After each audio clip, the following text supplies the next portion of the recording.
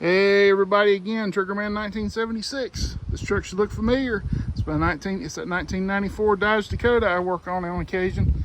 Got several videos here on the channel. He's been having intermittent no start. We come in here, finally let him down, check the battery, 10.5 volts at the battery. We jump it off. Alternator's charging fine. He comes home. He says all his charge lights, check engine lights flash on and off on his dash. We come into the junction box right here, check the battery, 12.5 volts, perfect. Check it in here on these two terminals inside this junction box. We don't have but 7 volts.